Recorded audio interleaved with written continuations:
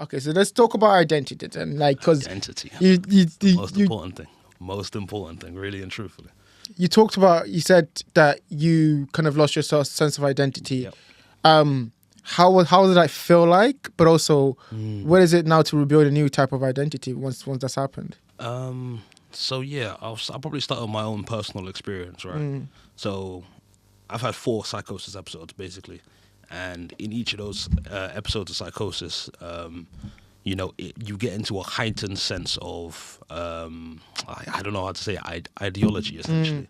So everything that I was studying, so basically, I kind of started a journey where I was trying to learn kind of truth and understanding, develop knowledge and wisdom.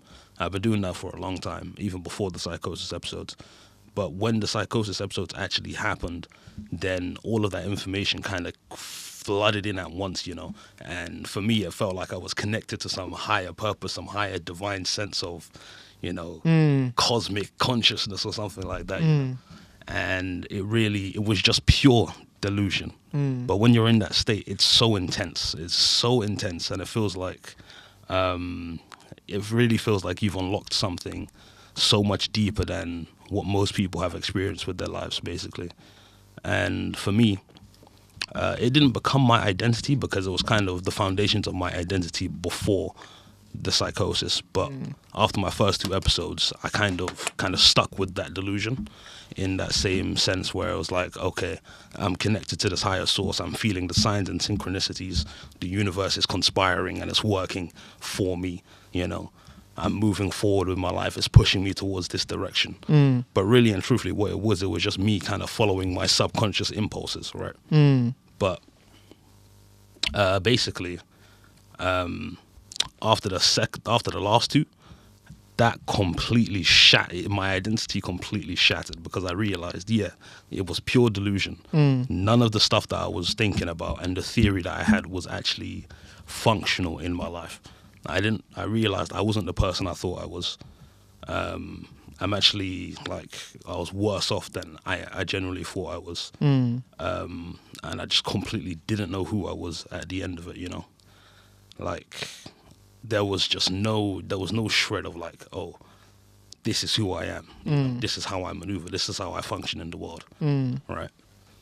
And it's a very tough thing to experience. Very tough thing to experience, because there's such a difference between that heightened sense of feeling and emotion and elation, basically, ecstasy, if you will, and then you get reduced back to the normal state, or even down to your baseline as well. Because when you're in the mental health hospital, they give you medication. I'm on antipsychotics now as we speak as well, and all of that is just bundled together to just wreck my brain completely. My memory's not as sharp as it once was. I can't articulate myself as much as I once could. And just memories are just, I think that's very difficult also for someone who prides himself in articulation and memory and intellectualism. Indeed. I feel like the journey that you were on kind of was fostered to help you have some sort of understanding about yourself. Like you were saying, you had some universal truths that you found. But I think in order to find those, you had to kind of get into a level of kind of understanding that you could articulate. And that gave you some strength to push on in your life. And so when you lose that, that also goes along with your identity, I'm guessing. Yeah, it does. It does. Because now that I've slowed down and now that I realize, okay, all of this information, there may have been some truth to it.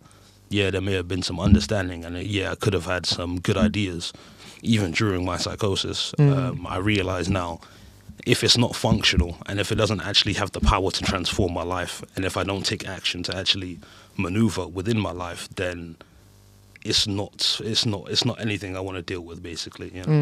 So I want things that are functional, because what true power is the ability to actually change the status quo and maintain that as well. That comes down to, sorry to interrupt, but that comes down to kind of rebuilding your life. Yes. Because I wanted to look at it in 3 stages. Obviously, first of what happened, how that kind of affected you, but also how you rebuilt it. I think that last part is the part that I'm really inspired by, because the first 2, people get stuck there. Yeah. They get stuck in that system, and then that's it. They're done. Like the society kind of leaves them behind. Yeah. But you've literally taken yourself by the scruff of your own neck and dragged yourself up. One day at a time. Talk more about that experience, how that was for you.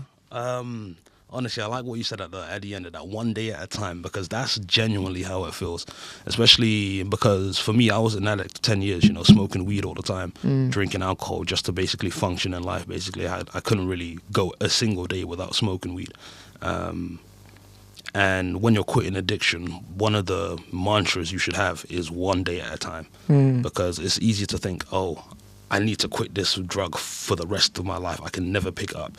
That kind of thought process, it tends to lead people to actually go back, because it's like, oh, they start getting nervous, they start getting anxious, they start getting kind of scared about the fact that, I can't actually do this anymore. And then like a baby, it's like, I got this from Alan Carr's How to Quit Smoking book. Like a baby, it's like, I can't have that thing, why, start crying. And then you start reaching out for it even more. And that's how it should be, one day at a time. You're literally just trying to make it to the next day, to the next day, to the next day, and what do you call it?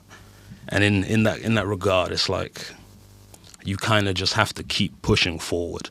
Like it might feel like there is no hope, and that's how I felt for the longest time. Sometimes I still feel like that, but you still have to continue pushing forward, because I realized there's nothing else you can actually do. There's really two options: stay stagnant, or you can move forward with your life. Because either way, you're moving in a direction. You know what I mean? You're moving in a direction either way you look at it. So you might as well choose the one which is going to push you forward and actually make your life better.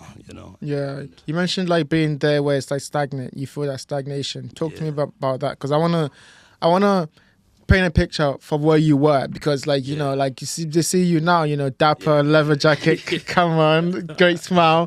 It's very easy for them to not understand like that, like the depths of where you were, and I don't want to take you back there, but I think it's good for people to understand that the journey, like because I've been there also. Like sometimes it does get lonely. It does you in some total darkness of loneliness, and you don't want to get out of your bed and you're in your house all day. So when you were very stagnant, what was that like? How did you feel? Honestly, I think it's what it looked like on the surface.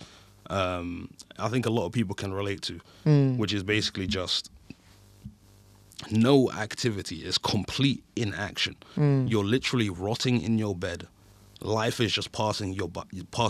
You're not actually experiencing life anymore. You're literally just in your bed, not even going outside, barely drinking water, barely eating. Doing the bare minimum just to survive until the next day. The way I say it, can I swear? Of course, bro. Come on. The way I say it was eating, shitting, sleeping, and smoking and drinking. That was the only 5 activities that I would push myself to do. 7 deadly sins, bro. 7 deadly sins. It's like a new 7 deadly sins. Greed, lust. It's crazy, man. Trust me. I was in the clutches of evil. Yeah. That's one way to describe it. Yeah. Clutches of pure evil, And how did you... Sorry, finish. Yeah, I was just shackled to my impulses, shackled to my urges. I had no self-control, no impulse control. There was a lack of responsibility, a lack of willpower and volition. All of these things which are just necessary for you to actually move forward and produce something out of your life. It was just not existent within the mindset and within me at that point in time, And how do you go from that experience, that reality, to change? How do you go from that kind of feeling to kind of like, because wrapped around in that is loneliness, is addiction, it's self-hate, self-loathing, all of that wrapped into one. How did you get out of that? What was the first thing that helped you on that journey?